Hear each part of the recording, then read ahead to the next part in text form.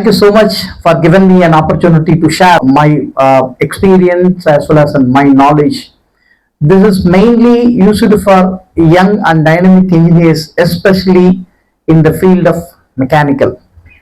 Because we know that nowadays core mechanical industries are plenty, but the people who have a skill, it's very lacking.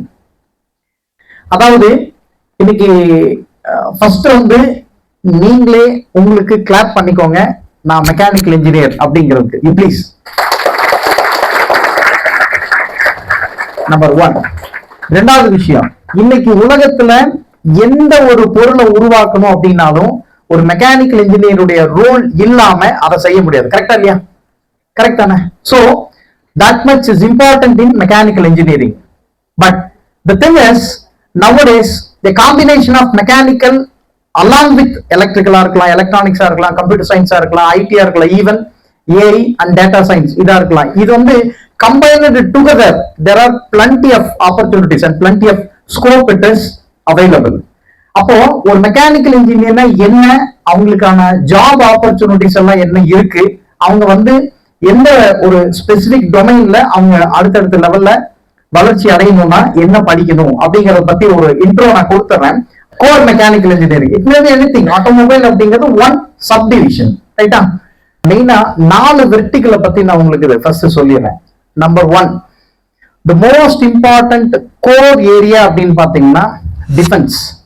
எப்பெல்லாம் ஒரு எக்ஸ்பர்ட்டை meet பண்றீங்களோ அல்லது ஒரு ரொம்ப யூஸ்ஃபுல்லான செமினார் அல்லது பிரசன்டேஷன்ஸ் நீங்க அட்டன் பண்றீங்களோ, கண்டிப்பா நோட்ஸ் ஒன்னு எடுக்கணும். இல்லைன்னா என்ன ஆயிரும், ஜஸ்ட் நீங்க கவனிக்கிற மாதிரி இருக்கும், இந்த ரூம் விட்டு வெளியே போயிட்டீங்கன்னா எல்லாமே மறந்துடும். ஸோ எப்போ நீங்க எழுத ஆரம்பிக்கிறீங்களோ அப்பதான் உங்க மைண்ட்ல நிற்கும். யூ ப்ளீஸ், நான் சொல்லக்கூடியது எல்லாமே ரொம்ப முக்கியமான விஷயங்கள், தயவு செஞ்சு நோட் பண்ணி வச்சுக்கோங்க.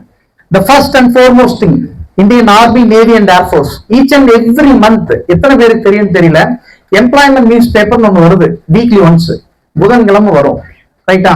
எவ்வளவு பேர் அதை வாங்குறீங்கன்னு தெரியல. அந்த எம்ப்ளாய்மெண்ட் நியூஸ் பேப்பர்ல பாத்தீங்கன்னா தெளிவா உங்களுக்கு தெரியும், each and every year March and April மந்த்ல வந்து Indian army, navy and air force especially defence செக்டார்ல வந்து மெக்கானிக்கல் இன்ஜினியருக்கான ஆப்பர்ச்சுனிட்டிஸ் வந்து கால்ஃபர் வந்துட்டே இருக்கும். Those who are studying final years they are eligible for applying that particular jobs, ரைட்டா? இதை நோட் பண்ணி வச்சுக்கோங்க, புரியுதா?